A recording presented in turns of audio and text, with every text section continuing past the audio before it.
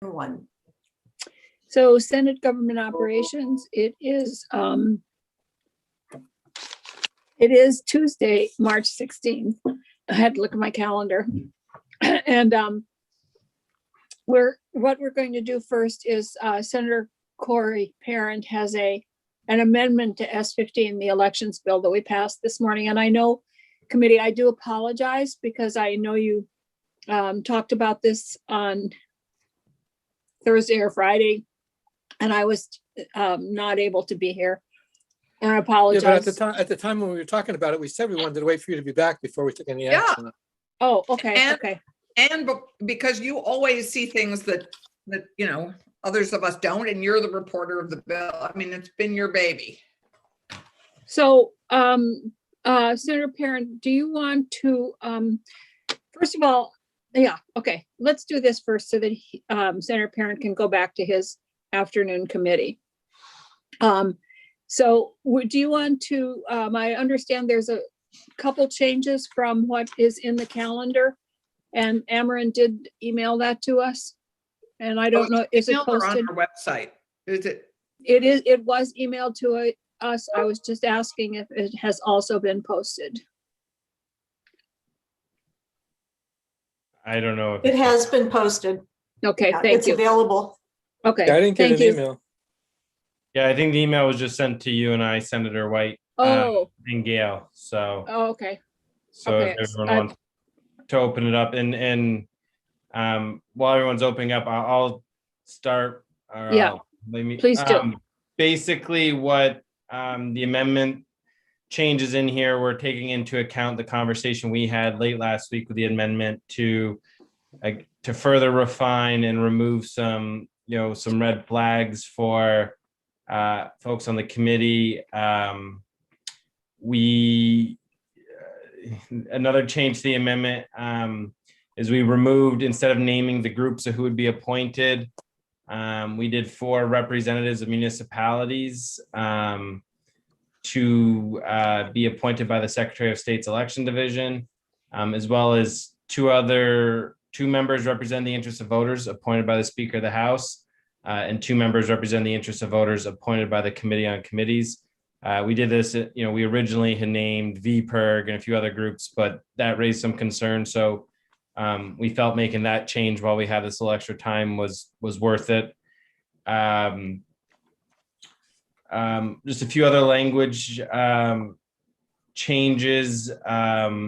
One, Senator Rahm on the bottom, page 3, the impact vote by mail would have on access to voting among those who have historically been disenfranchised in populations that have historically had low voter turnout. We added that because we said groups that had historically low voter turnout, but Senator Rahm correctly pointed out that might not be because of their volition, and was something that we might have had laws in place to stop that. So we cleaned up that language a little, and then I think there was just I think that's pretty much of the changes. There were a few other changes. I can't find them right now. Amber, I don't know if I'm just looking over them quickly. That were made this morning. I think we said we originally, it was on page 3, line 12. It's not highlighted, but we did talk about whether universal vote by mail should be expanded to include the primary. And originally we had general election in there because Ameren felt if something happened to the bill, it should still be in the study committee. And then talking with some folks who are interested in S15 as a whole, recommended that language come out. So we took that out. I think ultimately that's the gist of the changes from last Thursday. Obviously, Senator White, you weren't here when we presented it. Ultimately, at a high level, what my goal here is to establish the study committee to look at town meeting day and not just vote by mail, but ways to increase voter turnout. And that could include changing the day or making it a state holiday. There's leeway for the committee. So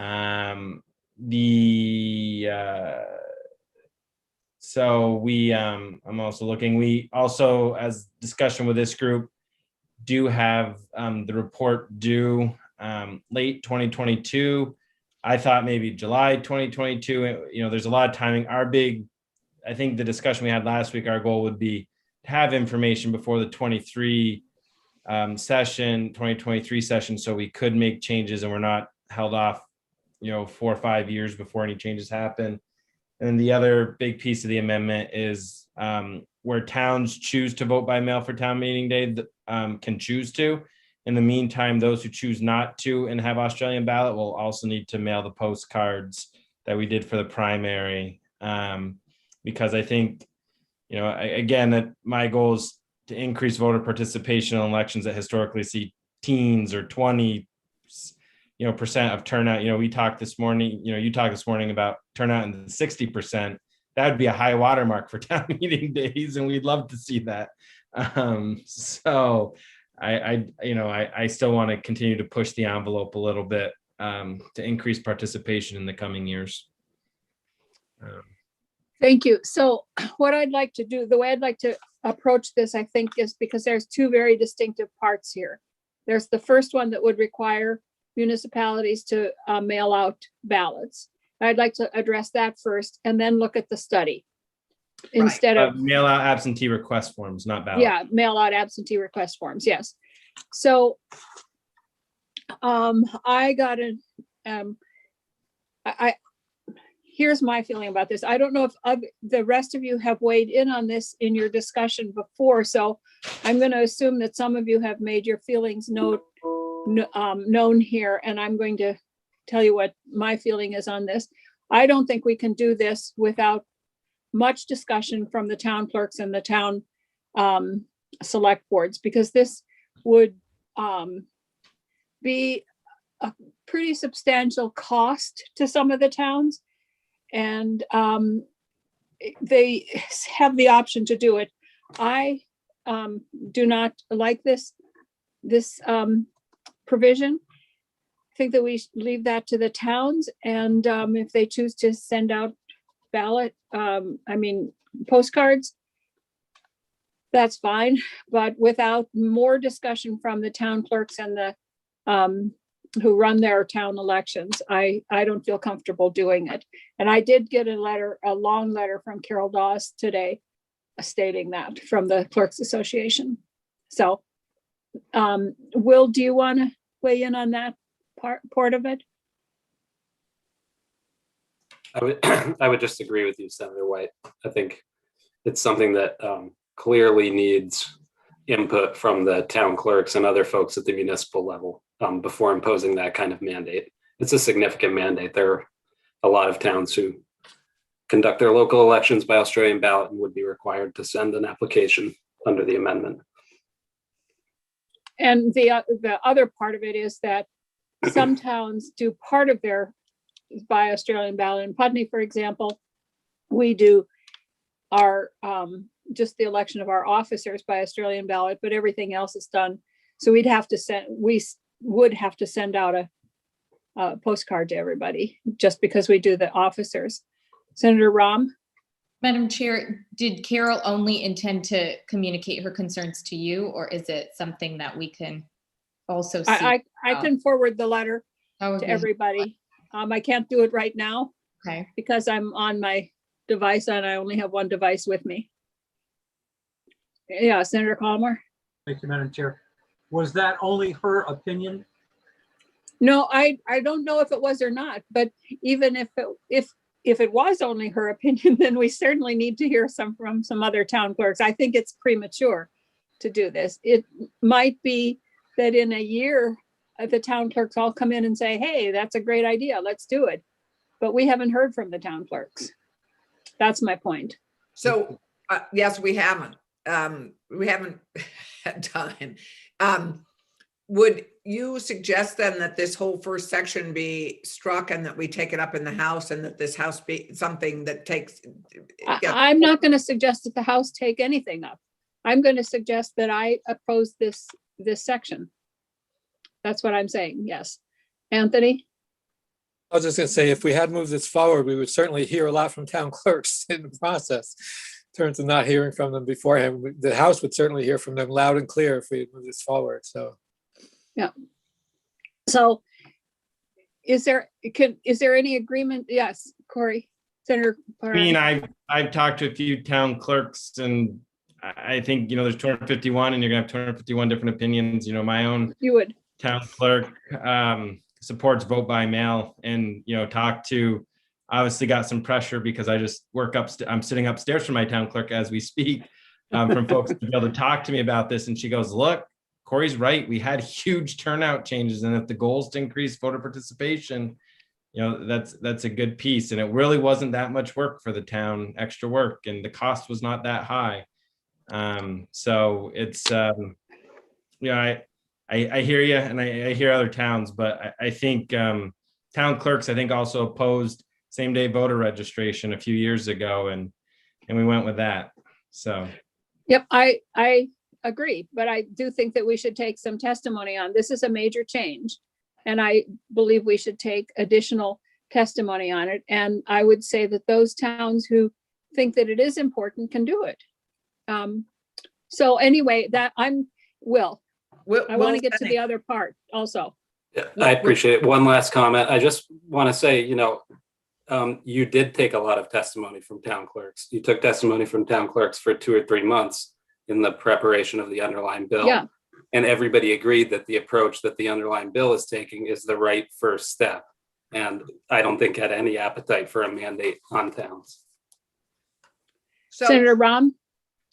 Well, so I think that, I know we don't have just funny money coming from the federal government, but if there is a year where we know that we've just made a substantial change in a pandemic, we're making a change for next year's, next time's general election going forward. And in the interim, there's a lot of possibility for confusion. I would support the state potentially paying for these postcards for the first time, just so people don't get confused. And the only thing I said, Senator White, when you weren't here, is to me, it's like putting up a new stop sign and having the orange flags on it so that people know, hey, this is a new change and we need you to be guided through this change. So something, undemocratic doesn't happen, that people get confused and miss this opportunity to understand how their elections are going to be run, all 3 of them differently. So that I do think it would be good to appropriate money and help towns send this postcard out for March. Well, first, I don't know that we know that there's money to be appropriated. We've asked for 800,000 one-time money just to implement the changes we've already made, and that has not been appropriated yet. So we don't know that there's money here. So I would like us to, Senator Clarkson, you had one comment. Yeah, I guess, given that this is in a proposal, this is just for the town meeting piece, right? Just for the town meeting vote that we're looking at, section 3, yes, right? So while we're talking, maybe Gail could be inviting Carol to testify. No, we do not have time. If we're going to take testimony on this, we're really going to take testimony on it. We're not going to just take testimony from Carol. I think that if we are serious about implementing this, then we need to take testimony. Well, I hate to say it, but given that we have it in front of us, we could certainly delay. There's no reason we don't have to do a 3rd reading tomorrow. We could do 3rd reading Thursday. Okay, all right. If Anthony? I mean, I'm just saying. I understand what you're saying. So would you like to go forward with this piece and take more testimony? Is that what I'm hearing you say? I would think that this would be an opportunity to have that testimony before we divvy up, because it has big implications. I mean, the thrust of both pieces in many ways is sort of Australian ballot. Can I just not talk about the other part of it at all right now? No. I just want to know from people, do you want to delay the vote on this, on the bill, and go forward with taking more testimony on this? Do you want to support this, or do you want to not support this? There are 3 choices here that we have. And I would like to come to some resolution on this. I am going to oppose this. So, Senator Polina. Well, I think in order to go forward with it, we would have to take more testimony without a doubt because of the impact it has on the town clerks and the cost and the work and whatnot. So I would not want to move forward with it without taking testimony from town clerks. But on the other hand, I'm afraid that we're going to run out of time, meaning not so much here in this committee at this moment, but the longer we wait to move the bill to the House, the House has a tendency to change things that we send over to them, which, get into a lot of back and forth in terms of trying to make this work. And we took a lot of testimony before we moved forward with what we did. And I imagine the House is going to take a lot of testimony. I hate to get to May and have this sort of languishing somewhere because people are not agreeing on various parts of it. So I wish we could take testimony on it before we move forward with it, but I'm afraid if we start taking testimony on it, we'll delay it more, and that would we'll end up regretting that in the long run. So I guess what I'm saying in a nutshell is that I think we should just not move forward with this part. Senator Colomar? Boy. Corey, I know I indicated to you earlier that I'd probably support it. But I'm feeling I'm going the other way here. First of all, I don't think we'd almost have to take testimony tomorrow, Allison, in order to do anything. And I think we need more than just 1 day's worth of testimony. I mean, here it is already 1:30 in the afternoon. Who could we possibly get that we would hear all sides of it in 1 day? And I agree with Senator Polina and I think Senator White. I don't want to necessarily hold this whole bill back at this point. I think we do need a third reading, and I'm going to vote against the bill still. But I'm also going to agree that I think we should. The only other option, Madam Chair, is to push it forward. And I hate to say this, but the other body could always strip it out when it reaches the other body. I'm not going to do that because I don't believe in All right. sending anything forward that we don't believe in. Okay, then I will support the rest of the committee. Senator Rahm? I just want to say I believe in this, and I think we could work with clerks on how to make it work so that we support voters. We don't often hear from just your average voter who's trying to make sure they understand how to vote. And for me, that's who I'm sticking with here because I think we could help clerks make this work. So I really would like to see this language move forward so that it's part of the discussion. Okay. Come May. Okay, Senator Clarkson? Well, I think I'm with Polina on this one. I think that I don't feel comfortable moving forward with section 1 with the first amendment, piece of the amendment. Okay. Unless we hear more. All right. So I think that that's a no-go on the first part of it. Now let's move to the other part. And Senator Parent, I hate to be such a Debbie Downer today for you. Because I know you've put a lot of thought into this. It's for democracy. And I know that you have a real love of elections and town meetings and participation. I know that, and I appreciate your interest in promoting this. I do, when I read this, and the goal, the duty of the committee is to increase residents' access to statewide and local elections. That's the stated goal of how to do that. And as far as I can tell, the only thrust in here is around Australian ballot or possibly changing town meeting day. But the only other thrust here is around Australian ballot. And in my opinion, if we want to increase participation in town meetings, there are a multitude of ways of doing it. It isn't just about Australian ballots, but we are focusing here only on Australian ballots rather than on how do we get people to come to town meeting? How do we make it available? Can we do it remotely? Can we do it by having 3 town meetings in different parts of towns and then have, I don't know, but it seems to me that if we want to really, really look at increasing participation in town meetings, then we need to be really creative about it. And I don't think this, that just looking at Australian ballot is being very creative. And I do think that the Secretary of State's office probably has answers to all of these questions and has information that they could give us in a report. They don't need a group to study the issue about it. We know what the issues are around the primary, for example. We just need to know how to solve those issues. And this group isn't going to come up with that. They're just going to say whether it should be required for the primary. So I do not,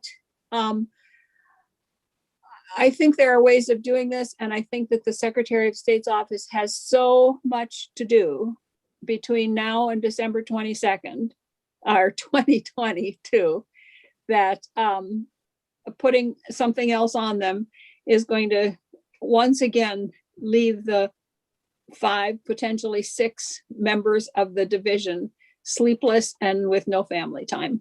So that's my opinion. And so I also oppose this part of the amendment. So Senator Clarkson. So I actually, I hate to do this, Madam Chair, but I actually agree that town meeting participation, particularly in town meeting, needs to be addressed. So I think I would, and I wouldn't be so prescriptive about what to address. I think we want to, we have a great opportunity here. We've had the best turnout ever in our general election, and then we've gone to our back to town meetings and lower voter turnout. So it does strike me that given the success of 2020 and then the sort of, I wouldn't say nosedive of the town meeting elections, but definitely not as, we don't have 73% or 74% participation rate in town meeting. I think that we could, if Corey was willing, to expand this and have it be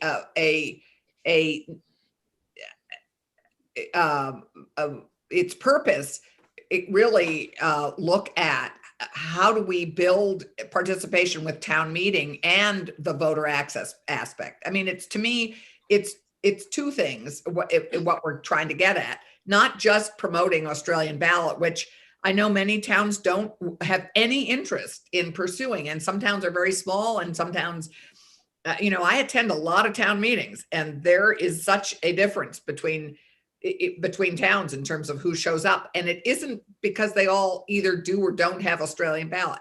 So I would love to see sort of a slightly expanded scope of this study committee and really have it address how can we improve participation in town meeting, which is one thing, and how can we continue to improve voter access and turnout in our general elections. So I'm going to make 2 comments on that, and then I'm going to turn to the elections division to see if they could do either this or a broadly expanded study of town meetings. We've been studying town meetings for many years. Read Susan Clark's book and Frank Bryan's book and all of those pieces. They've been working on this for years, and a 10-month study by these people is not going to lead to the answers that they've been promoting some of the things that we could do for many years, and yet we're unwilling to do them. So we have some of the answers out there. But the other issue about the difference between the general election and town meetings is, in the general election, all we're doing is we're electing representatives, presidents. I mean, we are electing people. There is one question: who should you vote for in each of these offices? That's the only question. Who should you vote for? In town meetings, there are many, many, many questions. Should we fund the pool? Should we give the gun club property tax exemption? Should we have a select board of 3 members or 5? Should we appoint our town clerk or hire our town clerk? There's a huge difference between those 2 elections. And that, so there's many, many ways of improving. Anyway, I'll be quiet now. I've said my piece, where I stand, but I would like to turn to Will to get a sense of whether they could even accomplish this study, much less a broad study. No And offense Will? to, no offense to Will, but Chris has had his hand up. Oh, I'm sorry. It's okay. No, I want Will. No. Okay, Chris. No offense taken. Thank you, Madam Chair. I don't want to put Will in a difficult position either of having to say, you know, I just don't have enough time to do something like this. That probably is difficult for some people to hear and difficult for some people to understand. And I'm just going to be really protective of our resources and our ability to do things right in the Secretary of State's office, because if we take on too much, we will make some mistakes. We will have to push other things aside. So just to be really clear, we're not opposed to the idea of expanding vote by mail to other elections, and you're all asking the right questions. And I applaud the intent behind the senator's amendment. In our eyes, expanding the provisions of this bill isn't a matter of if, it's a matter of when and how. And we fully agree that we have to study it really carefully. You've all brought up some great points already about the differences for an August primary or for a local election. And it's complicated, and it needs to be looked at very carefully before, especially before we mandate it for local elections. More people ought to have access to vote by mail, no doubt about it. And the choice to vote by mail, vote early, vote in person. That's why we did it in 2020. And that's why we brought this bill forward. And as you know, Vermont is doing a great job, thanks in large part to the work of this committee, the leadership of Secretary Kondos, to lead the nation in access to the ballot box. So this bill, and let's not forget it, is a huge step forward right now as written, a step that very few states have taken and which hardly any other state is going to try right now. And so we really appreciate that. And the wonderful job this committee has done already of taking testimony, gathering input, bringing so many stakeholders together for support for this bill. The other thing that we really appreciate about this committee is that you've entrusted us to do the right thing in 2020, and that worked out really well. And you further trust us, I hope, with knowing our limits and the right pace for us to move forward with expanding mail balloting in 2022. And you all know the issues around the primary and town and annual meeting and elections. And like the Senator White was saying, we know what the issues are. We know it's different than a general election. And we know what we have to look at and consider before we include them. And we could certainly put those in writing for you. We can certainly come back in January of 2020 to tell you how things are going and what we think ought to be addressed. But we want to make sure that we do that with appropriate caution and timing with all the work we have on our plates in the coming years. And it really is, we do a lot of work in between the actual elections themselves. Will's doing work today and tomorrow in planning for the elections in 2022. His whole team is focused on things that they have to do in between times to get ready for an election. So we've taken this approach that we do it really slowly and deliberately and do it right. We're really proud of this bill as it came out of committee. And so we would just hope that the committee, we don't take our eyes off what's important here, this massive leap forward that we've made, and that any expansion needs to be done deliberately. And so we don't think this amendment is necessary at this time. And we would respectfully request that you not support it. We don't need a study committee of 13 people to figure out what the issues are here. We know what the issues are here. We can make some recommendations, but we really are cautious about adding a lot more to the elections division plate right now. And we've got a real clean, simple bill that we all decided in the last couple of months was the right way to proceed with the general election only at this time. We appreciate you giving us some time to talk about this amendment today. So Senator Polina, we need to kind of hopefully Move it wrap this along. up pretty soon. Right.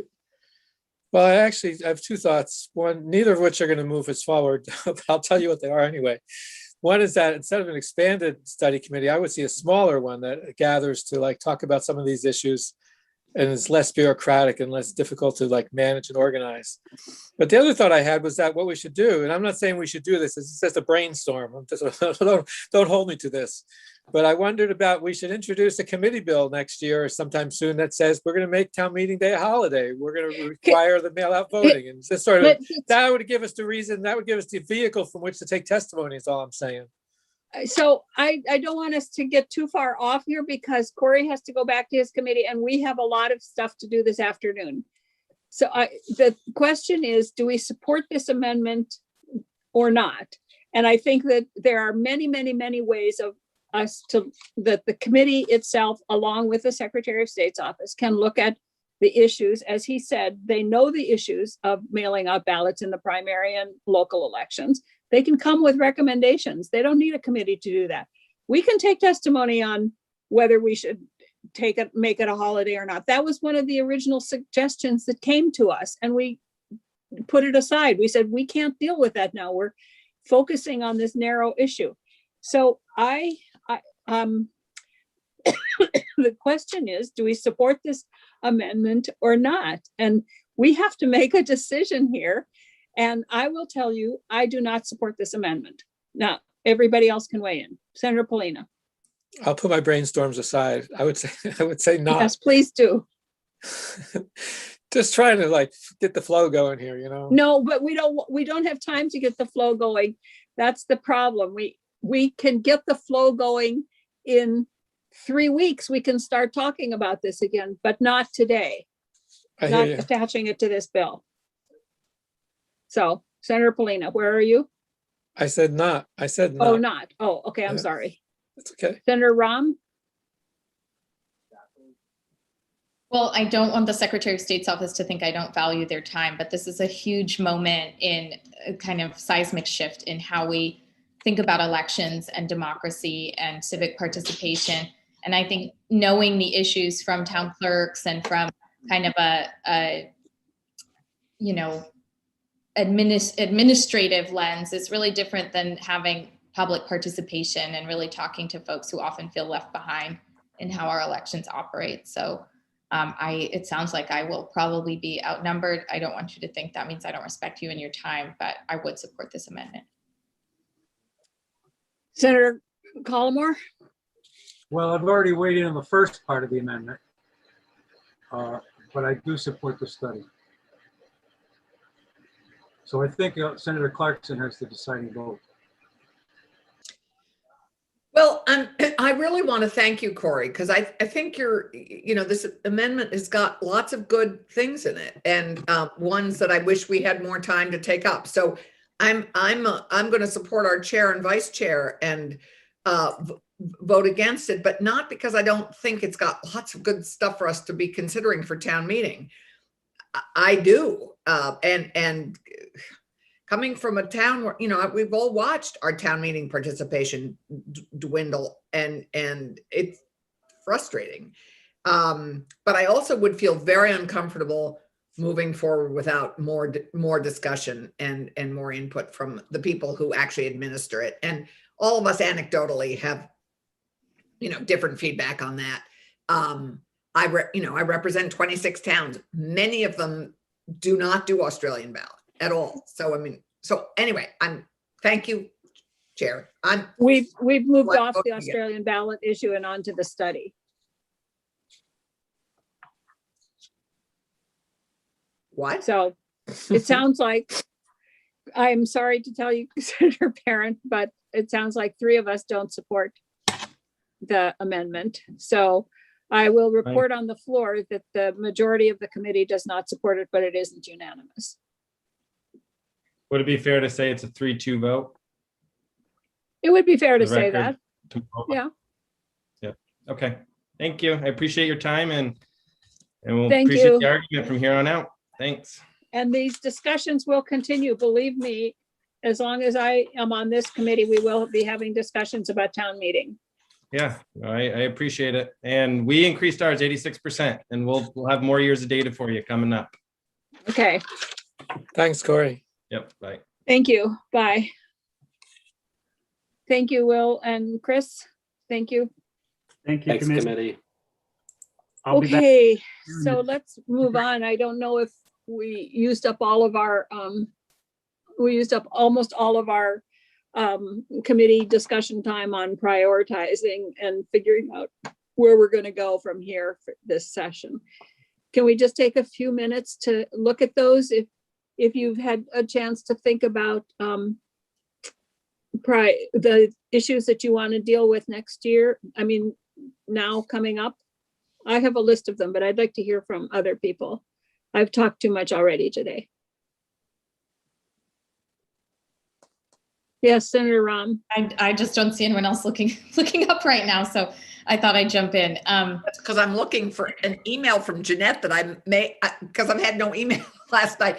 No, you didn't. You did. You About priorities. you have not had an email from me. On the agenda today, it lists committee discussion and priorities. Got it. And we talked about that last week about talking Yep. about our priorities. So I did not send an email. Okay, just Okay. checking in case I had Yep. missed. No, Senator Ram? You know, one of the things we discussed is hearing from a diverse array of voices around the DPS merger, and doing some of that in executive session to protect Yes. the safety of some of the people who want to testify. So I have sent you an email in regard to the timing of that this week. It's not going to happen this week. Okay, that's helpful for me to let other folks know outside of the building who don't kind of follow our schedule. Yeah, what I'd like to do is talk about, I mean, the whole APS, DPS discussion is a priority, and we're going to look at that. So, and we will be here having some kind of an executive session to hear from people. Okay, another issue that I mentioned last week, and I just can't remember, Madam Chair, if you were here for it, is some of the appointments that are under our purview, and really kind of feeling my way around in the Senate that our committee might be the one to look at digital services and how digital government is administered, and not seeing that come from any other committee, knowing that there's going to be a huge request for resources potentially to modernize our IT infrastructure. So that is of great importance to me, and I don't know which Senate committee would otherwise be taking that up. You mean the issue of broadband and telecommunications itself, or the confirmation of the Digital services to me means something different. It's, you know, our government IT. Yeah, and that's, so are you talking about the confirmation of John Quinn? Yes, I am. Yeah. Okay. So I don't know if we got that. Did we get that, Gail? Pretty sure we did. Okay. Yeah, So we we'll did. take We that. did. If we have, we'll take up any confirmations that we have. okay. And the other kind of outstanding issues that I've raised being talking to Susanna Davis about candidate safety for BIPOC and LGBT candidates, and how we might work to advance that, and community conversations around policing, if not tied to a cannabis revenue source. I still wanted to continue that conversation. And on language access, I am still working on legislation with Ameren, but, you know, just really wanting us to take a look at our emergency communications and language access before we leave this session. That's good. Thank you. Senator Collmore? Thank you, Madam Chair. I sent you an email today. This has just come up on my radar in the last couple of days. And I don't know whether the intersection is with our committee or education, but one of the towns in my district is not allowed to replace a resigning school board member, but it has to go to the select board for some reason. And it has to do with Act 46 and the school merger law. So I'm not clear yet on, and this apparently goes back to 2005 when it was changed. But I'm being asked to at least look at that situation. Why can't a school board appoint their own school board member? Why does it have to go to the Board of Selectmen? So again, I don't know whether that's an issue for this committee or for the Senate Education Committee, because it has to do with Act 46, but I thought I'd bring it up. Yeah, no, I think that's good. And we'll put it on the list here because it certainly affects municipalities if they're so we'll put that on the list. That's my only issue right now. Okay. Senator Clarkson? So of the things in front of us and the things we still have unresolved is I would, hearing Susanna's name makes me think one of the things I would love to review with her is the resources and what additional resources her office may or may not need, because we helped create that and her position, and she has proven to be invaluable to the state and to our work. I mean, she's like Ruth in the Bible. Have you come to the kingdom for such a time as this? Boy, did Susanna come to us at such a time as this. It was perfect. And I just love to have that conversation with her also. That's sort of like a meat and potatoes discussion with her, but I think we need to have it. I'd love to take up our ethics commission, the code of ethics, and get that embedded in our, codify that, which we're, I hope, being asked to do. And the reapportionment, whatever we have to do to move reapportionment along, I believe the House has sent us a bill on that. Yeah, we'll take up all the bills that have come from the House. Right. So- So to me, of the things in front of us, I'd love to, and I don't know who, and I think it's anyway, I think those are, and the OPR bill, because anything that is of priority interest for me. And quite honestly, anything that is being proposed in the government accountability committee that is expanding our racial equity, our social and racial equity work, I would be interested in also working on further. Good. Thank you. Senator Polina? What we have before us in terms of what's in the committee, I mean, things Yeah. have already been mentioned that I would support. I think the two that stand out for me, that one is the ethics, what moving forward with the ethics law, the statement of principles, Yeah. forget what we call it. Code. Code, right, sorry, because we have the bill that sort of readjusts the ethics committee itself, but doesn't necessarily include the code. And I think we should talk a little bit more when we get a chance about ranked choice voting as well. I understand that New York City is going to use that in their upcoming election, which I think is pretty interesting, that New York City is going to use ranked choice voting in their upcoming mayoral election. They have a lot of candidates running. Have they definitely decided to do that? I'm pretty sure. I mean, the answer is yes. I'm feeling like I'm hesitant to say that for sure, but I know I read it. So yes. Public financing and ranked choice voting. Okay, so should I give you my list? I would like us to, a number of these are already on my list, like APS, and I'd like to expand the candidate safety discussion to elected officials safety discussion. Right now, we're having a major issue in our county with some people who are connected with Slate Ridge. And anyway, it's a huge issue, and I'd like us to extend that candidate safety issue to the elected official safety issue. And also, I was surprised on the code of ethics, because my understanding was that the House was going to take that up. They were going to start the ethics bill, but what they took up was just the technical changes to the ethics commission, not the code of ethics. So I would like us to do that. I would also like us to start looking at a list, much as we did with elections, a list from the towns, from the municipalities, about what issues are confronting them that they would like us to address, maybe in general statutes that would make them more nimble and creative in solving their own problems. There is an issue of court security. I'm working with that. It might require legislation. We might be looking at a bill that's coming from the House and then through finance, that is a governance bill for communications and broadband. It's the governance part of it, not the build out or anything else. And then I'd like to hear, and then we will be getting bills from the House around retirement and some other bills, and we'll have to deal with those.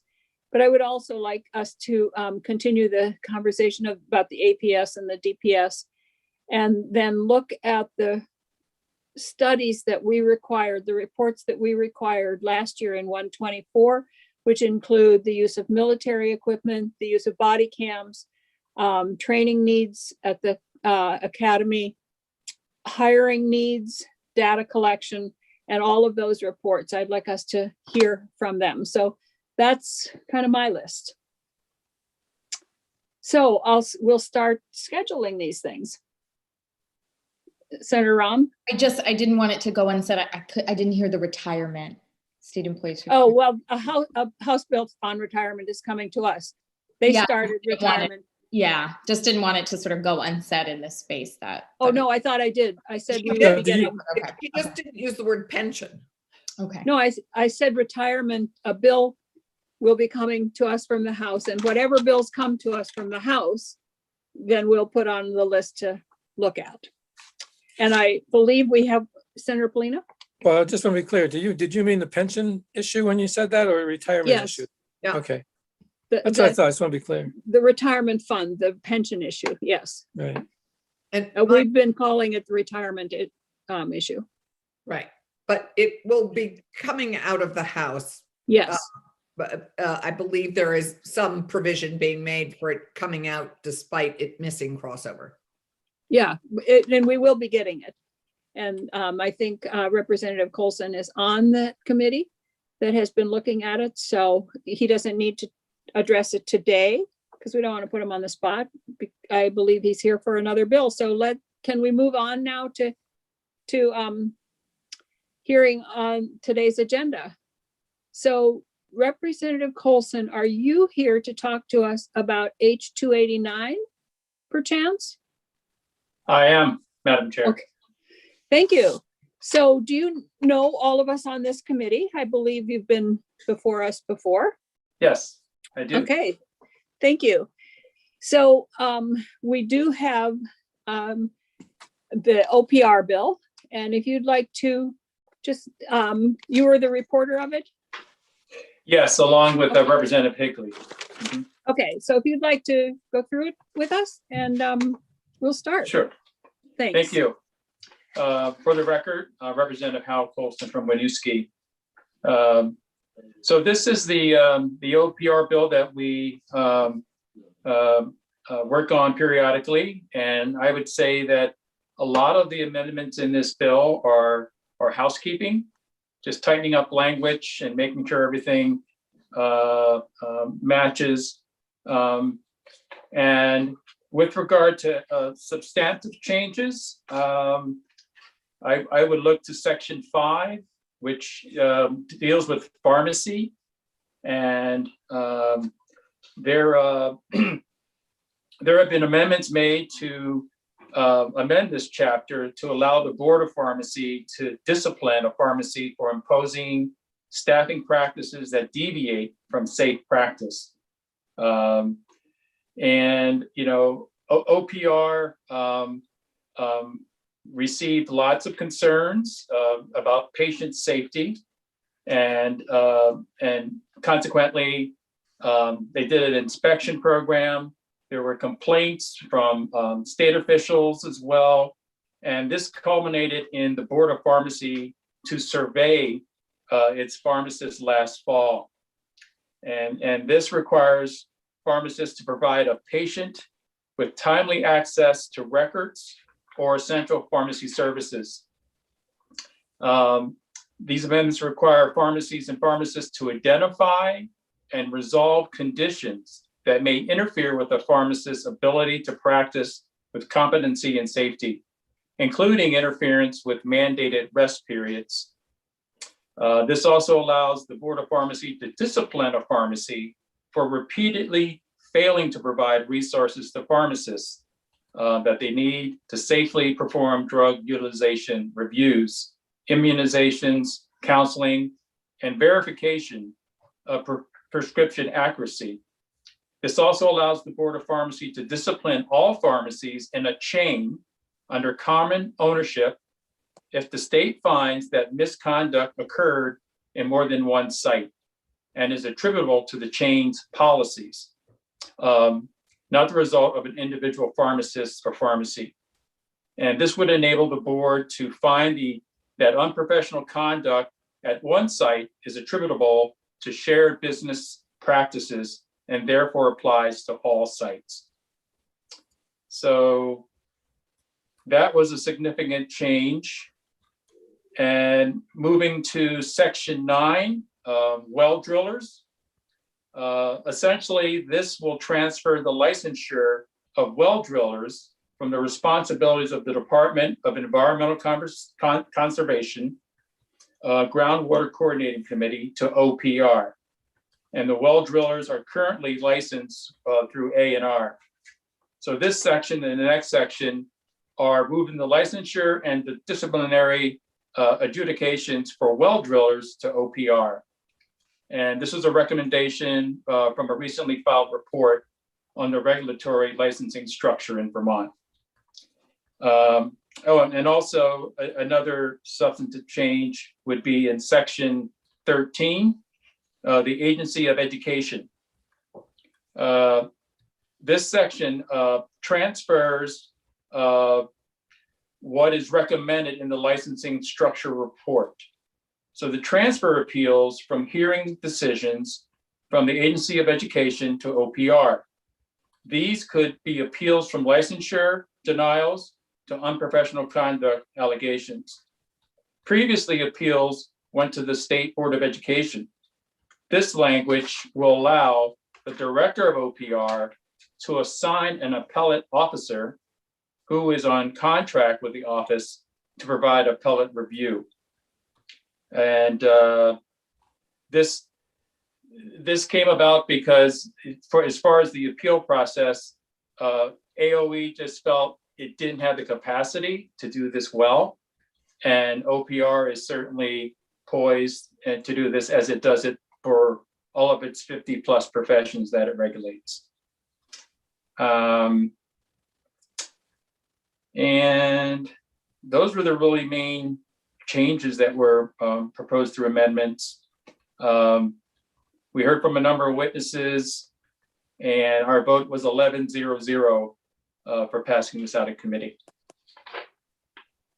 Representative Colson, thank you. Were any of these 3 substantive changes controversial, or were they pretty much agreed on by everybody? They were agreed on by everybody. They weren't controversial. Yeah, I thought the section on pharmacy might create some pushback, but I think I give credit to OPR for working with the pharmacy board and really being on the same page about why these changes are necessary. Senator Clarkson? Senator Clarkson, you are muted. I love it when I'm muted. The H-289 that's on our committee, when it just has it as introduced. That's not as passed, right? Is that the same? Is it as introduced the same as passed by the House? We don't have as passed by the House on our website. Are they one and the same? Well, this was actually passed, so No. I'm not sure why they glitched. Lauren, are they the same? We don't have as passed by the House. We have as introduced. Right. I'm asking Lauren if they're the same. They are. Okay, so They are not Gail, the what we same. need to have is as passed by the House. Because I was trying to follow along, Hal, with you, and in the bill that's posted on our committee website, it just is, it's. Okay. Okay, I Okay. will look for that. I did look and I didn't find it, so let me poke around a little bit more. If My you go to apologies. H-289, it should, the last entry on H-289 should say as passed by the House. Or we can have Hal send it to you. I can do that. Okay, that's probably the easiest and fastest. I mean, Representative Colson, I'm sorry. Yes. Any other questions? Yes, Senator Collmore? Thank you, Madam Chair. How could you repeat the committee vote and also the floor vote? Sure. The committee vote was 11-0-0. I don't have the floor vote right in front of me, so. Well, it probably wasn't a roll call, but were there any obvious no's? from what No. you remember? I don't think so. All right, thank you, thank you. Yes. Yeah, Great, it's not where it should be. I only have as introduced here. okay. No, Well, that's- Representative Colson will send it to you and then you can Thank post you so that. much. Thank you. So thank you so much for, that was a good summary for us. And we're going to, just for your information, we're going to add some requirements around MMA, mixed martial arts, to the bill, I believe, before we send it back to you. Okay. And I don't know if there'll be other changes or not, but we are going to do that. So, Thank you. thank you. I don't believe we probably have language for the MMA yet. Is that right, Lauren? For the record, Lauren Hibbert, Director of the Office of Professional Regulation. I apologize for not putting my name on the record earlier. The office did provide language to Amarin. I believe that she's working on it. Okay. I'm sure that there'll be a little back and forth between she and I on language in the next couple of days, but we do have recommendations for the Committee on Language. Okay, so we don't have that yet, so we won't take any more testimony on that portion today then until we have some actual language. I see that Rex has joined us, but thank you for joining us. I think we won't, unless the committee has other questions. This is the easiest OPR bill I've seen in my 18 years here. Yeah, only 3 changes. Well, there's some Well, technical changes. 11-zip vote. We have complicated your committee with the emergency COVID provisions now for a full year. So we thought we would try and alleviate the burden, Madam Chair. Thank you. So any other questions for Lauren? This might be one we can get out pretty quickly. As when we get the MMA language. So we will put that on the schedule for the next time. Okay, Thanks, Hal. Thanks, Lauren. thank you. Thank you. Thanks. So who else do we have here? Yeah, Jason. Oh, look who we have. We have Tom Little, we have Jason Broughton, we have Chris Winters. Do we have somebody from the House? We just said goodbye to him. Yes, but I don't think he was going to report on the next bill. Mark Hagley was invited, but I did not hear back from him. Okay, well, I think this is a relatively simple issue, but I think what I'd like to do is have, it's H338 is the bill number. And I think the way I'd like to do this committee is to have Tom Little present the issue to us and then have Jason talk a little bit about his role here and how we're going forward and then figure out what the issue is and then what the solution presented by the House was. So does that make sense? Yes. Okay, thank you.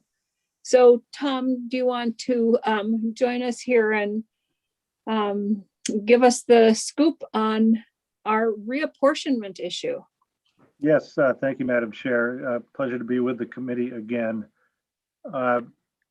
The legislative findings in Section 1 of H338 pretty much walk you through the predicament we have. The statutes impose some calendar deadlines on the apportionment board and indirectly on boards of civil authority during two certain phases of this. And then this all rolls into the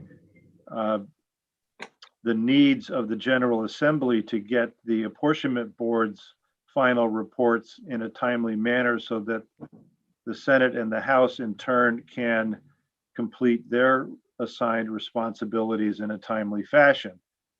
The U.S. Census Bureau notified the world about a month ago that notwithstanding the federal statutory requirement that this census data set be released no later than March 31, that in fact it was going to be released on September 30th. The deadlines that I mentioned earlier all happened prior to September 30. So the apportionment board has been brainstorming on how we can get started in a meaningful way and make some significant progress prior to getting that census data. And we think we're making a little bit of progress in that regard, but we can't be certain about it. The main reason for doing that preliminary work, I think, is to be ready to hit the ground running when we do get the US Census data on September 30th, so that we will be ready to work and get, ideally, if we have already done some mapping, we will use the census data to correct and update the figures that we have been using based on estimates. So this led the apportionment board to consult with the Secretary of State and a legislative council, and in turn the House Committee on Government Operations, to find out the best way to respond to these deadlines. And it might be good for me then to pass off the presentation to Legislative Council and Ameren, Madam Chair. Sure, thank you. And I think that what we'll do is we'll hear from him, and I'd just like to have a kind of a general discussion afterwards when we hear what the solution is that they've come up with, just a general discussion about the reapportionment. So Ameren? I apologize, Madam Chair. I was trying to find the as-passed version of the OPR bill just now. So could you repeat the request? Just Tom is turning it over to you to tell us about the about H338, what you came up with as a solution. Oh, certainly. Let me pull up my copy.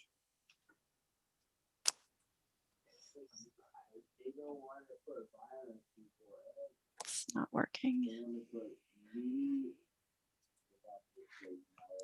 Is everyone else able to access the link on the committee's page? Didn't work. Not on the committee's page. Mine said Okay. there's no URL. Okay, let me pull it up then.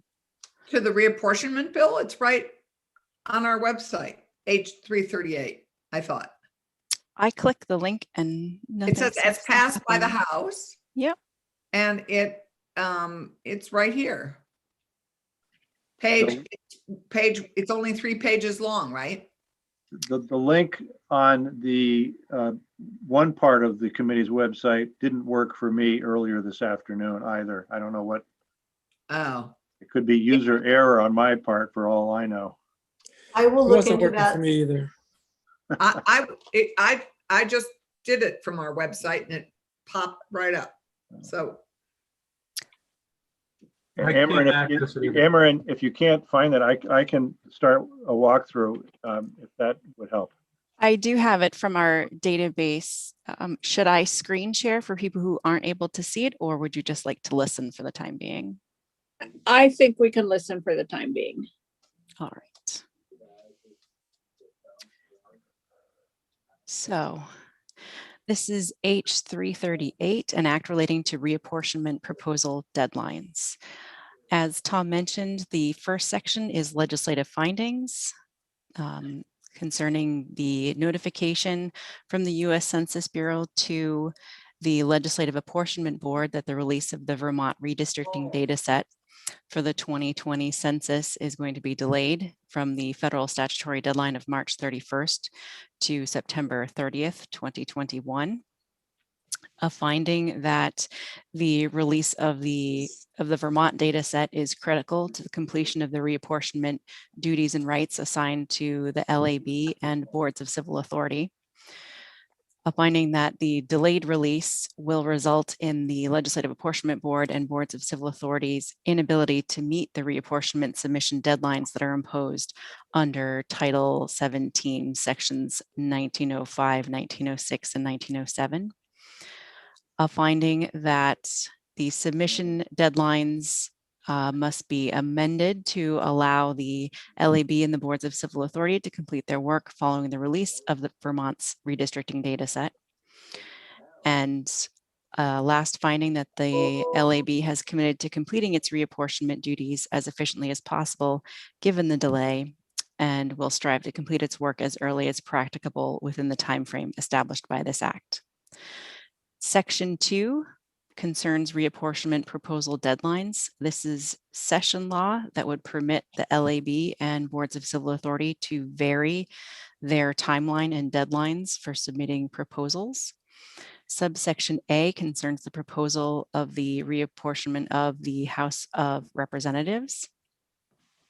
It says, notwithstanding the deadlines imposed under Title 17, sections 1905 and 1906, the LAB shall submit its final proposal for reapportionment to the clerk of the House not later than 90 days from the date the U.S. Census Bureau releases Vermont's redistricting data set for the 2020 census.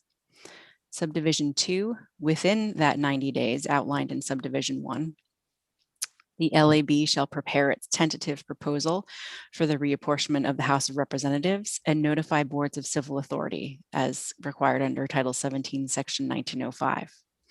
In Subdivision B, the boards of civil authority of proposed districts of the House of Representatives shall submit their recommendations to the LAB by a deadline to be established by the LAB.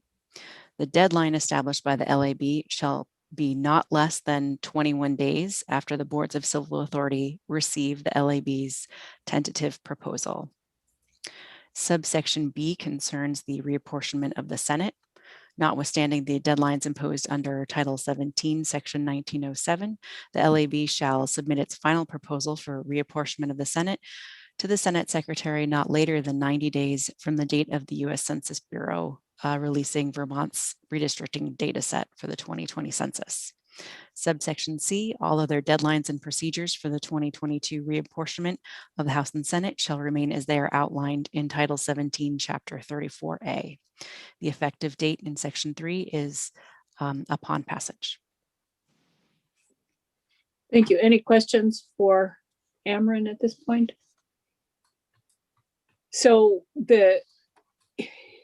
is it pretty clear, Tom and Jason, that they are going to release it on September 30th, or that that's the last date that they'll, or I'm sure that you are right in their mindset, so you will know how to respond to that. Well, thank you, Madam Secretary. Within that, for the chair, I would say from what I have been receiving and continue to receive regarding the census, it appears that they are going to be on track to do what is considered an all at once push of this out.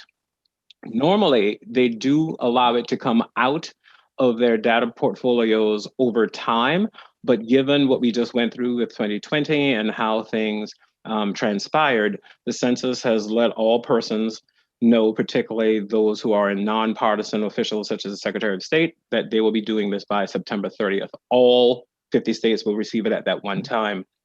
They have been sending some information a little bit ahead of schedule, and that would be what is known as I think the redistricting data geographic support products is what it's called. But that would be something that Chris Winters might be aware of or might not, because I know they said they're supposed to be sending that out already to persons to look at a variety of the geography of what is prepared to be for redistricting. But they are going to do that. They do have a small tweak in the wording though. They say by September 30th, as opposed to on September 30th. So there might be some hope that they will get it out a little bit earlier. And the Census Bureau has been very, very forthcoming with the challenges that they have had, and they continue to update as much as possible and provide things quite frequently. So it might occur a little bit ahead of schedule, but it has not been announced at this time. Okay, and so the reason that the 90 days was put in there was to potentially allow for anything that might come out earlier, if it does.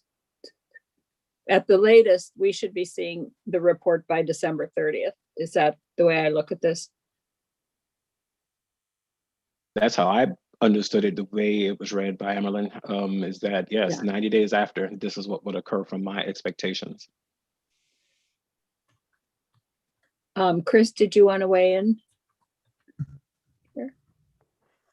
Thank you, Madam Chair. Chris Winters for the Secretary of State's office. I'm keeping my video off because my internet is being very temperamental.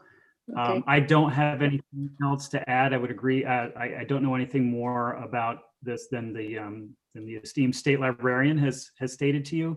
I've been mostly just a fly on the wall here for administrative support for the Legislative Apportionment Board. And as we get updates, we share them with each other, and really can't wait to get started on the work, but haven't go very fast yet. So Thank you.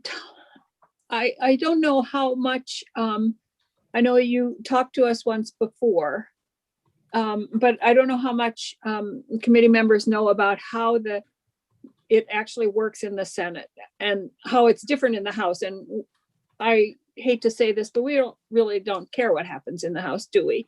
I mean, we do care, but it isn't, they kind of do their thing and we do our thing. And we're not under the same kind of rules around the BCA's weighing in and everything. So do you just want to talk about that just a little bit? Sure. The distinction there is that in the House plan, if the Board of Civil Authorities, if the Apportionment Board's initial House plan divides a town or city into two or more districts, or takes part of a town or a city and combines it with part or all of another town or city, that triggers the right of the affected town's boards of civil authority to meet and propose alternatives to the apportionment board for its consideration. And then there's a very tight turnaround for the board to then file a final House plan. There's also another phase, I believe, during the legislative process where the boards of civil authority can get involved in the House plan, not in the Senate plan. And that's primarily because we don't divvy up towns. I mean, we move towns around, but we don't divide towns. Right. There is no the law on that is that the Senate and the legislature are, I guess I would say, urged to follow county lines and town and city lines, but there is no absolute prohibition against departing from that. And in fact, the Senate district map does vary a lot now from county boundaries, with the exceptions of the Washington Senate district, and I think one other, perhaps the Rutland Senate district, now that it has got Brandon back in. But I think they still don't have Mount Holly, do they? Oh, you do? Oh, okay. well, they don't. So they don't. But that's with Windsor. Yeah.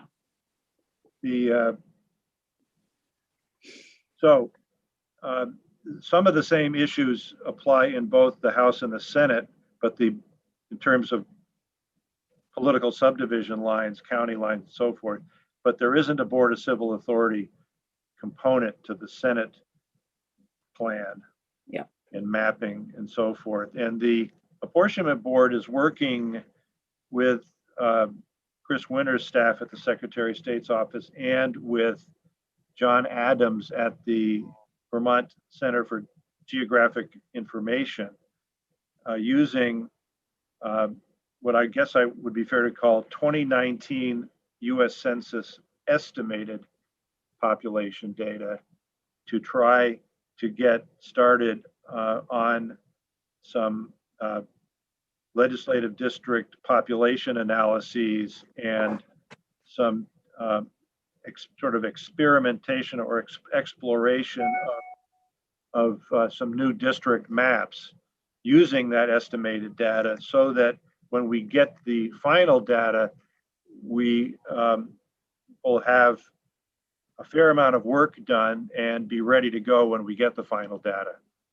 And that's why the Apportionment Board is comfortable endorsing H338 with the 90-day provision in there and so forth, because we do think that we will get a fair amount of preparatory work done, so that when the final US Census data arrive, we will not be starting from scratch. So other than than Vermont becoming so top heavy that it's about to tip over, the one issue and meaning that the southern part of the state is going to lose big time in this next census. The one change that we've made, and the issue that you're going to have to deal with and we're going to have to deal with, is the change prohibiting any district to be more than 3 members, which affects the Chittenden district. So I know that the LAB last time brought in suggestions about how to break up Chittenden County. And I think the Senate just wasn't ready to do that then. But since then, we've passed the bill requiring that it be broken up. Yes, indeed. And we have done some very high level brainstorming about what that might look like. I think I mentioned this in my prior testimony. The existing Chittenden Senate district is only about 2,200 population short of the ideal sized for a 7-member district. And I mentioned that mainly to show that when you subdivide that district, and you can, that's tricky because you don't want to end up with one of those subdivided districts having a inflated population deviation. And the population isn't spread evenly throughout the towns in the Chittenden Senate district.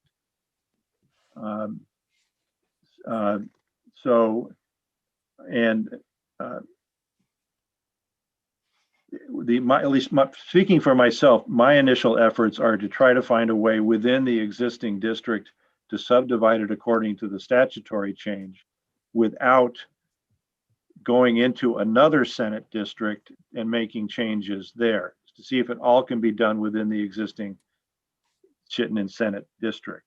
Huh.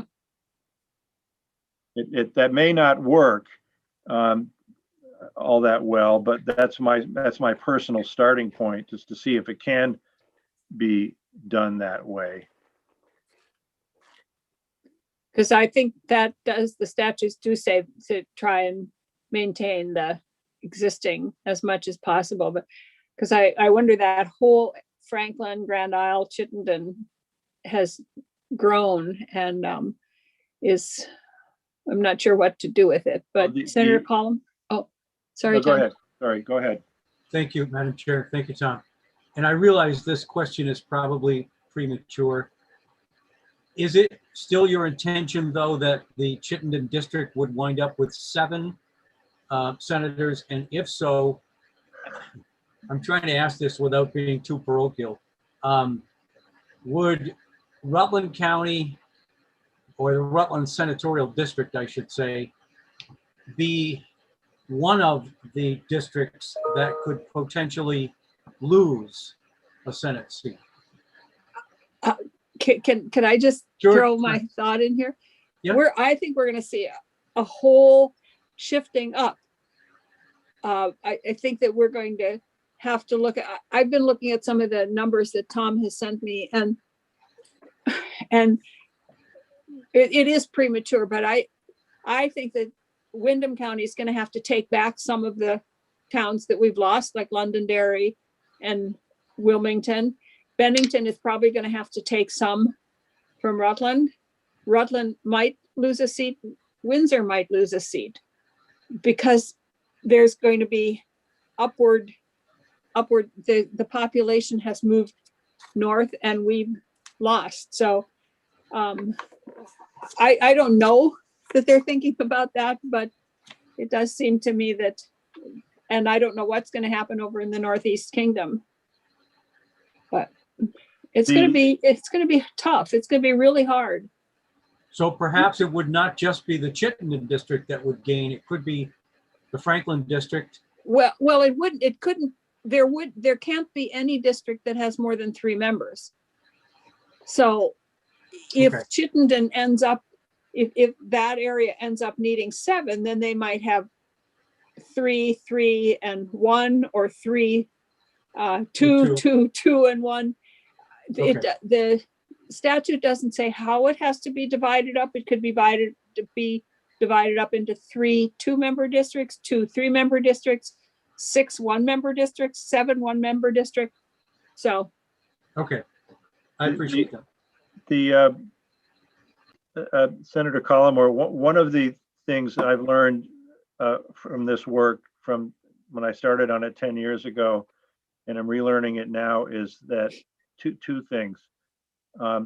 What the map ends up, what a particular map that you're maybe drawing ends up looking like depends a lot on where you start drawing the map. Mm-hmm. It also depends on how much you are committed to trying to achieve Senate districts with fewer members in them. In other words, single member Senate districts, or perhaps, let's say, not more than no district with more than 2 members. And there are folks who come to this work without sort of having lived it before, as I have, and I've lived it as a member of the House, sometimes come to this with a very much more of an analytical approach and saying, well, let's not worry about county lines. Let's just build really good districts with roughly even populations, because that's what really matters, is looking at the voters and the voters' rights, not whether the districts look like counties. And they will point out, what does a county mean in Vermont anyways? And there's a point to that, but I think notwithstanding the lack of legal functions by counties, if you ask somebody where they live, they'll often tell you, I live in Rutland County, or I live in Bennington County, and that's their identity. That's how they look at the world.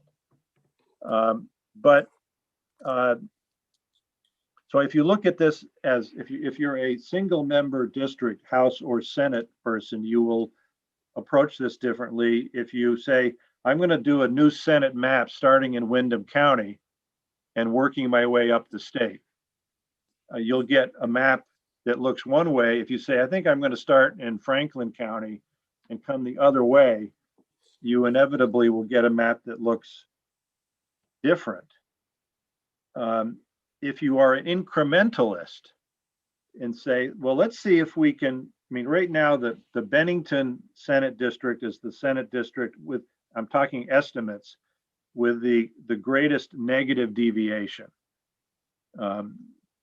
in terms of population. So if you said, well, what could we do to just to fix that problem without doing anything bold? You might find a way to pull a town into the Bennington district to bump their population up. And if you could do that without lousing up the Senate district deviation from which you took that town, that might not be a bad initial move. You'd still have to deal with the fact that the people in that town may not want to have anything to do with Bennington County. Or they may be passionate supporters of their Windham County senators. But so that you get a map that looks more like the existing Senate map, but you will find, as I have, that incrementally it's looking less and less like a county map. If you're not an incrementalist, and if you pay less heed to the statutory language that says we should try, as to the, I think it's to the extent practical, to if you don't give much heed to the observed county lines language, you end up something that looks a lot less like county map Senate districts, but you also probably would have districts whose population over the whole map had much tighter deviations. And I'll tell you, when you're trying to fix, so-called fix the Chittenden Senate district, if you're it will be easier to solve the problems in the Chittenden Franklin area if you had another senator to work with. If instead of having 6 from Chittenden, 1 from Grand Isle, and 2 from Franklin, which is 9, if you had a 10th senator for that quadrant, the mapping work would probably be easier, begging the question, well, okay, where does that extra senator come from? And then you have some choices. And I don't know how far down this rabbit hole the chair wants to go, because it's easy to go there. It is easy. I guess we could always put a chair on the end by Philip Baruth there and just add a senator. I don't think that would work. And the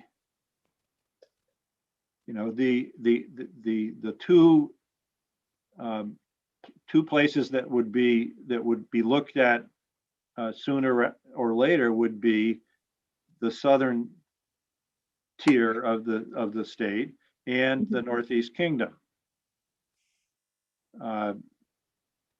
If you look at the Essex Orleans Senate District, you can see over the last 40 years there's been a certain sprawl to it, as it has incorporated towns from other counties in order to sustain enough population to support two senators.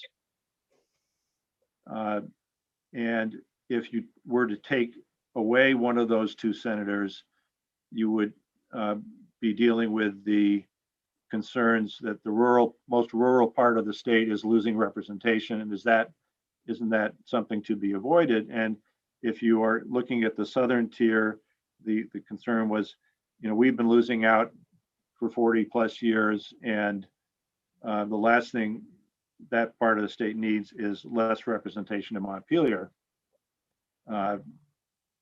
the constitutional scholars would say those are understandable concerns, but the constitutional issue is substantial equality of voting representation, and not and nothing, and basically nothing else. So it's a I think you can see the tensions and the tensions and the friction in this process. And all you ever have to do in any small group in Vermont, regardless of your political affiliation, is to take out a map to point out something, and everyone pays attention, because that's just who we are in this state. So I will stop there. Again, the board supports 338. I think it's a fair. It gives the board additional time, but not an unlimited amount of additional time. And we're grateful for the support that we're getting from the Secretary of State's office, the Center for Geographic Information, and from the tech folks at Legislative Council in this regard. So I will just say that if there are any questions for Tom or Jason or Chris or Ameren, but before that, I will just say that under my desk in the State House up on the floor is still a pile about this big of maps that I made into a dress and a hat for Cabaret the year that we did 10 years ago when we did it. We had so many maps, and so anyway, it is going to be a huge task before us. And the House actually starts, because they have to work with the BCAs, they actually start earlier than the session starts usually. We don't get started until January when we come back. Madam Chair, if I may, one more thing that I think is responsive to Senator Collimore's question, and it's my goal for the apportionment board that while we will have a Senate map that we have voted on as our recommendation, my intention is that we will also have, as a resource for the Senate, other maps based upon different approaches, so that if the Senate decides it doesn't really like what the apportionment board's recommendation is, there will be other materials in what we have generated that might be useful for the Senate as another alternative starting place. Another way of saying that is if for some reason the prevailing vote on the apportionment board is for, and I don't think this will be the case, but if it were 30 single-member Senate districts, I believe the board would also have as a resource a map that was the incrementalist approach to adjusting Senate districts. So you'd have both versions of that. And I think if the prevailing vote on the board is an incrementalist approach, we would probably also have a single member district approach for purposes of, public education and for the Senate to take a look at. And I'm not going to presume to correct the chair, but I know in the past that the Senate has cared about the House plan when the House has decided to care about the Senate plan. And I believe there was one year when the House was in such turmoil at the end. I wasn't here then, that they were meeting until into July, and the House finally said, just pass it and we'll ask the Senate to fix our districts. Yeah, no doubt. But yeah, if they start monkeying around with our districts, we'll start monkeying around with theirs. So Any questions or comments or? Senator Clarkson? Maybe that's not a bad idea. Less interested parties actually doing the work. Having the Senate do the House and the House do the Senate. Oh, no, I would not want to touch those House districts. They're already so crazy. There are states who do not have the legislature involved at all. Their equivalent of the reapportionment or the apportionment board does the work and then gives it to the General Assembly. There are states that do it that way. And in the final analysis, it could be the courts that make the decision, because if there's a challenge and the challenge is upheld, then the court would make the decision. So there are different ways of doing it. Senator Clarkson? Thanks. Tom, is there, or Jeanette or whoever knows, has there ever been a time when we had all single member Senate districts? No. No, well, I should say that. County. I can't be, I'm not enough of an historian to know what it looked like when the Senate was first created in the 1830s. To know what it looked like then. But the Senate into the 20th and in the middle of the 20th century was better apportioned than the House was, because there were every county had at least one senator, but then counties with more population had additional senators. Which counties got additional senators and how many additional senators wasn't very well apportioned. But it was better overall apportioned than the House, which was one House member per town. Right. That was terrible. Can you imagine 250 seats in that chamber? There are 150 there now. There were 250. Right. And that ended in 63? Well, the first reapportionment happened in 65. There was a special election for people get 1-year terms in 65, yeah. So there were literally people that voted themselves out of office. Yes. Yeah. I think there were some pretty dramatic speeches on the floor at the time that people made. I've read some of them, yeah. Yeah. But it came down to if the body itself didn't do it, I believe the U.S. Supreme Court had already ruled that it would be done one way or the other.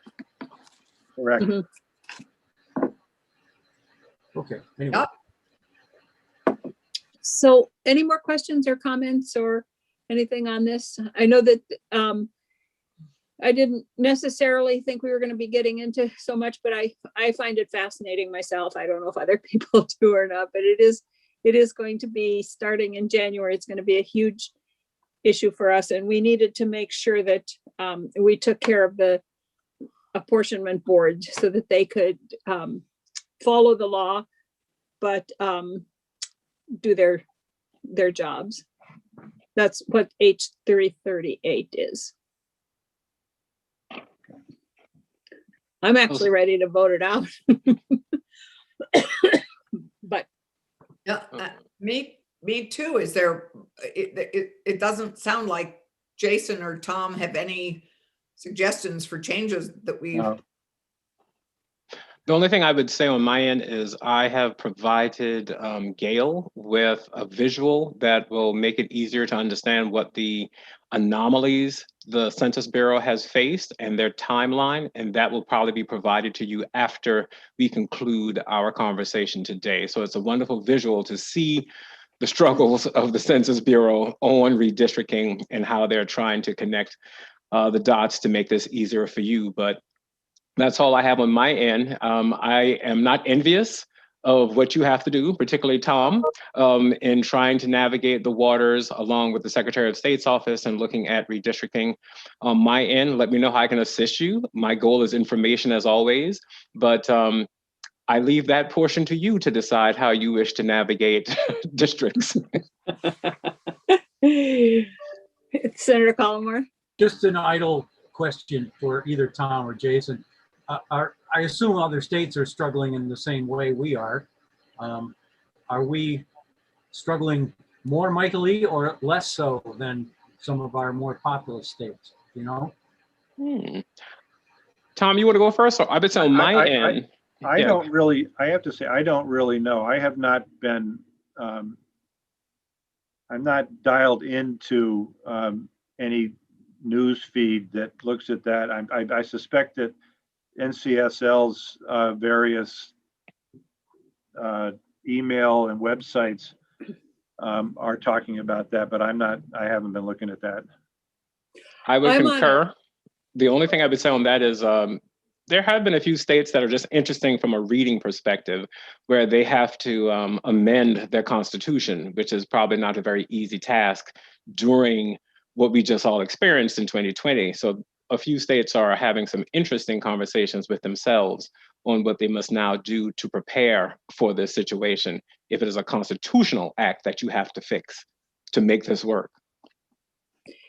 And I'm on some kind of a committee from NCSL around, they call it recanvassing, or it's a redistricting committee. And I look at the minutes. I don't go because their main emphasis is not on states redistricting their general assemblies, but on the federal House districts. And since we only have one, there isn't any redistricting at all to do for us. So that's mainly what I'm seeing that other states are focused on at this point, or what NCSL anyway is focused on. Well, I agree with you, Madam Chair. Some people may see this as sort of a very boringly analytic endeavor, but I think it's fascinating. I really do. I don't know why. I just think it's amazing. Well, it's amazing because it's history in action. I mean, watching how the demographics have shift in population and why, and it's incredible to experience and to have to actually take action on as a result. I mean, it's a kind of interesting combination of history and action and our work. It's great. I look at the two states of my heart, which are Minnesota and Vermont. And I don't know if you've ever noticed or not, but they are, the shape of them is very similar. They have this kind of arrowhead that sticks out at the top by Duluth and by St. Johnsbury. And so their shapes are the same. But in our case, we're becoming very top heavy. And in the case of Minnesota, it's becoming bottom heavy. It's just an interesting parallel there. In Minnesota, people are abandoning the North Country and moving to the cities. And here the city is in the north. So, okay. Oh, Ameren, yes. The only reason I can, and Tom can chime in on this as well, the only reason I could see in waiting to pass this out is that we are receiving regular updates from the Census Bureau about timing. And on the off chance that we are notified that we're going to receive the redistricting data sooner or for some reason later than September 30th, even though all indications are that it will be by September 30th. The only reason I could see really waiting for a couple weeks would be to see if there's any change. Yeah, if there's a change forward, it won't make any difference because this says 90 days after they receive it. So if they receive it on March 31st or on April 31st, then it's 90 days after that. So, but the reason I can see for delaying it is because we don't want to put something on the floor in the next week and a half that we don't have to, because there's going to be so much there to begin with. And also typically, I mean, the Senate proposal typically has 90 days, the LAB typically has 90 days to do its proposal around the Senate, but around the House, it's usually more like I think 135 days or so. So this significantly shortens the time that customarily is given for the House proposals because there's additional steps in there. So if, for example, we find out that the data set is going to be released August 15th or August 30th, you could amend that 90 days for the House proposal to give the LAB and boards of civil authority a little more time. Okay, that But makes sense. again, Yep. Either way. Yeah. Well, I was kind of joking when I said we should vote it out because we don't want anything on the floor at all in the next week and a half that we don't have to have there because there's so much. Senator Collmore? I'm being texted by someone who was on the apportionment committee in 92, 02, and 12, who is now suggesting, with all deference to you, Madam Chair, that Wyndham and Rutland County should be together, connected by a narrow road. I think you might imagine who I'm hearing from. He was in this committee for, I think, a time.